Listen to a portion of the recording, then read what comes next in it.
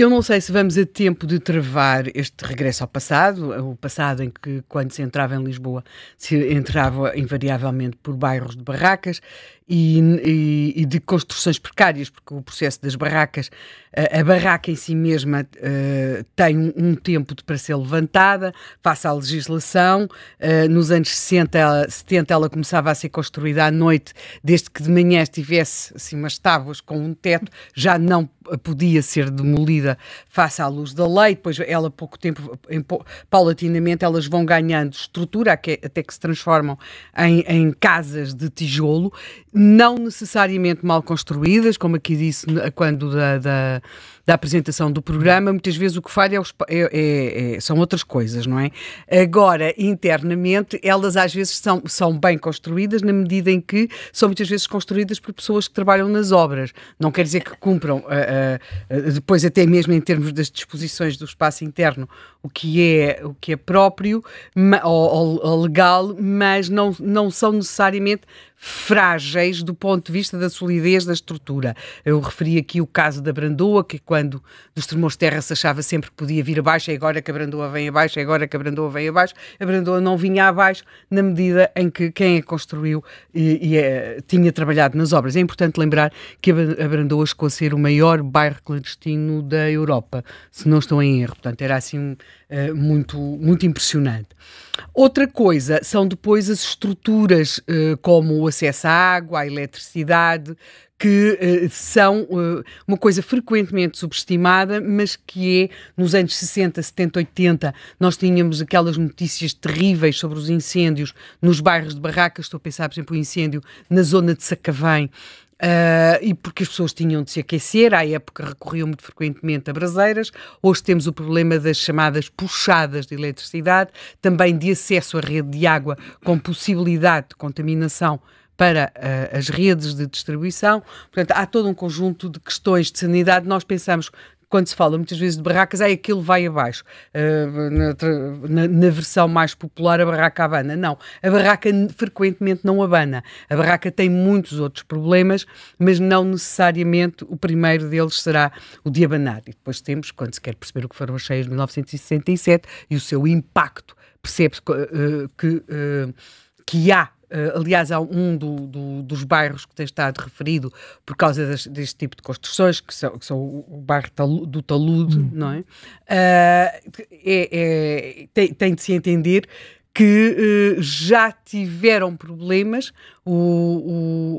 quando foram das outras cheias, porque estamos a falar de barracas que são construídas na proximidade daquilo que foram instalações militares, e quando eram mesmo instalações militares, tinham lá dentro explosivos que são acionados pelo contacto com a água. E, portanto, houve pessoas que durante as cheias de 1967 acharam que estávamos no meio, porque não havia telefones, não havia luz, não havia nada, acharam que estávamos, sim, era assim, mais ou menos no meio de uma guerra, que tinha rebentado qualquer coisa, porque rebentavam os explosivos que eram acionados pelo contacto com a água. Portanto, esta questão das barracas, e como elas acabam muitas vezes a surgir em terrenos que, pela natureza da proximidade, seja instalações militares, seja de ribeiras, rios, que parecem secos, mas não estão, acabam por ir para terrenos que eles mesmos têm localizações onde nada deve ser construído por razões de segurança. Mas voltando então à tua pergunta, se estamos ao regresso ao passado,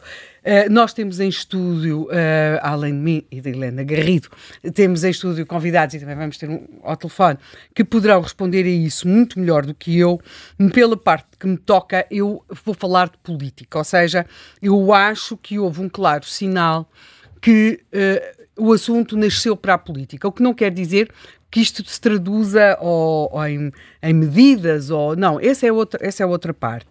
Eu estou a falar mesmo de perceber que se tem de ter um discurso político sobre isto. Isso aconteceu quando nós vimos, em julho, o PSD a aprovar também com o Chega, não apenas com o Chega, mas o projeto até era do Chega, sobre a questão das ocupações. Era um projeto, lei sobre a questão das ocupações. Note-se que as ocupações têm em Portugal uma expressão muito diferente daquela que têm, por exemplo, no país do lado, onde são um fenómeno que até é difícil de entender visto de fora. E não se explica como, por exemplo, no caso francês. Os países que têm frio, como é o caso da França, não permitem despejos no inverno. Portanto, há um período do ano no qual ninguém pode ser despejado se deixar de pagar a renda. Isto gera enormes polémicas em França, como tudo e mais alguma coisa, neste momento, mas explica-se, a pessoa é um inquilino normal, depois deixa de pagar a renda, mas como vem o frio, não pode ser despejado. Depois, quando chega a primavera, começa ali uma saga de despejos. Depois, às vezes, os presidentes ou prorrogam ou não prorrogam. Pronto. Mas é uma outra. Isto que acontece em França ou em Portugal, a dificuldade de despejar um inquilino que não paga renda na primavera, verão, outono e inverno, não se assemelha em nada àquilo que acontece em Espanha com as ocupações. Que as pessoas vão ali ao hospital, fazer uns exames, uns tratamentos e quando voltam, encontram a sua casa ocupada. E depois, a tal ponto que são obrigados a pagar as despesas de água, luz, condomínio do ocupa. Podemos mesmo ter ocupas que alugam. Ou ocupas que se queixam também eles ter sido ocupados. Portanto, em Espanha, que a Helena Garrido perceberá isso melhor que nós, penso eu, pelo menos do que eu, que se prepara para ir para o seu próximo ano sem orçamento, governada sem orçamento e muito frequentemente também sem juízo. Em algumas matérias. E, portanto, esta questão das ocupações em Espanha é delirante. O que é que acontece? Eu creio que por parte do governo, e não apenas do governo, porque é um governo de centro-direita, claramente também pela direita radical do Chega e também por algumas áreas do PS, como veremos depois, a percepção que havia alguma intencionalidade para alguns movimentos muito ativos, mais conotados com a extrema-esquerda, mas não necessariamente apenas, de começaram a acontecer ocupações. Pronto.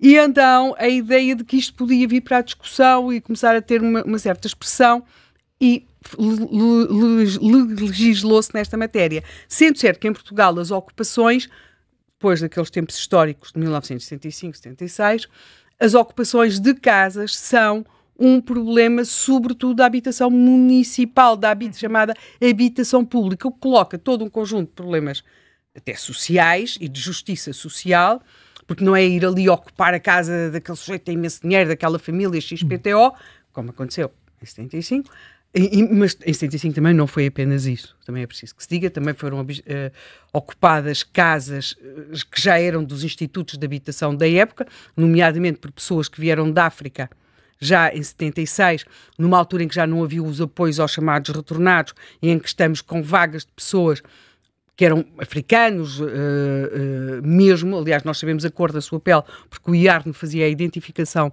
da cor das pessoas que chegavam, e portanto, sabemos que eram já vagas de negros, de famílias negras, muitas com mulheres e filhos, e portanto, quando chegaram a Portugal, já não tinham os apoios do Instituto de Apoio ao Retorno Nacionais e vão ocupar casas, algumas depois que se tornaram famosas por aí em alguns problemas e, sobretudo, péssimas condições de habitabilidade.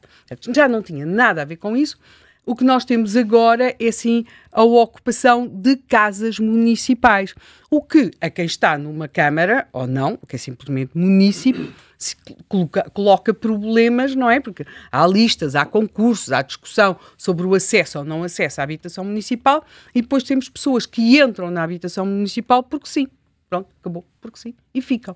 Portanto, em Portugal a ocupação é muito este problema e felizmente que é só este problema, porque a avaliar pelo sucedido em Espanha é melhor que não seja outro tipo de problema, porque depois isto leva a muitas outras questões, desocupações violentas.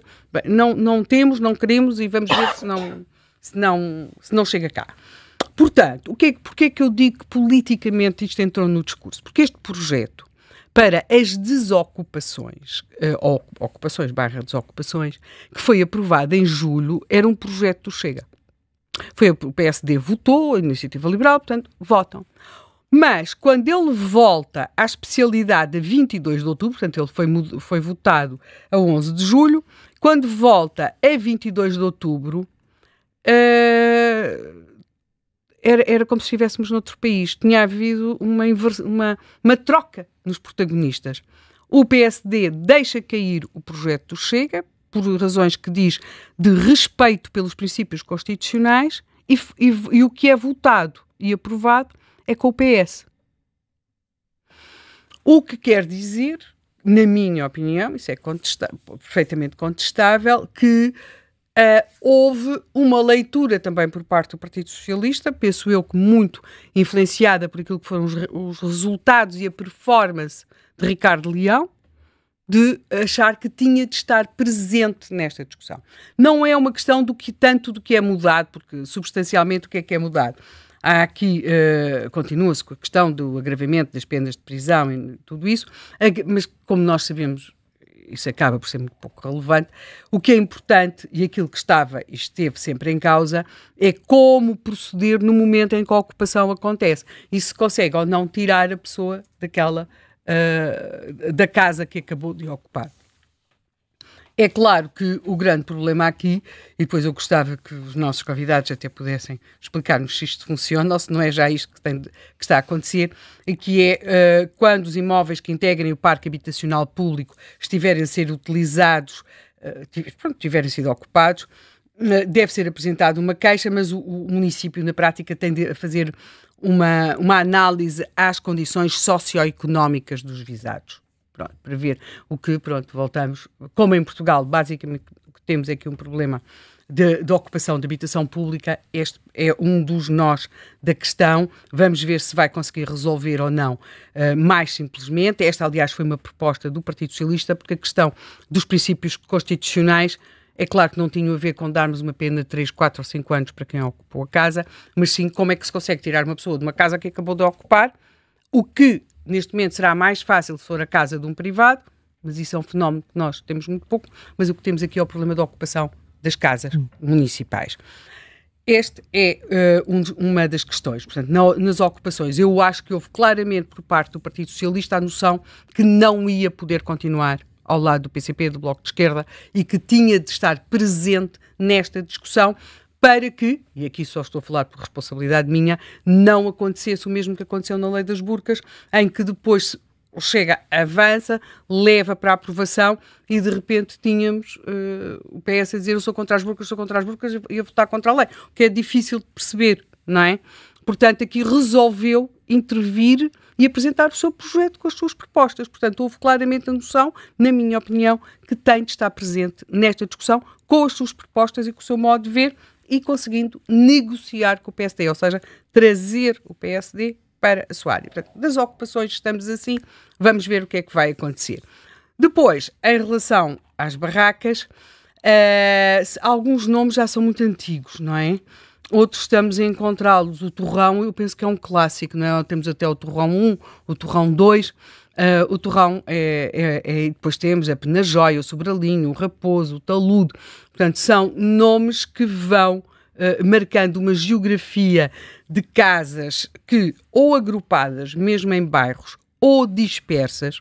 E eu aqui também chamo a atenção para as que estão dispersas, as que não fazem estes bairros, as que estão debaixo dos viadutos, as que estão ao longo da linha de Sintra, as que estão no acesso às radiais. Há uma que neste momento me impressiona imenso, que está numa radial, em que já foi feita uma espécie até de uma muralha à frente dela, e a pessoa pensa se há um incêndio, eles não conseguem sair e ninguém consegue chegar aqui. Não é? A rapidez com que estas casas, assim chamadas, estas barracas são construídas, em muito pouco tempo, para lá então, dos bairros, temos também estas dispersas e estas têm, neste momento, problemas vários. Estará a crescer o seu número.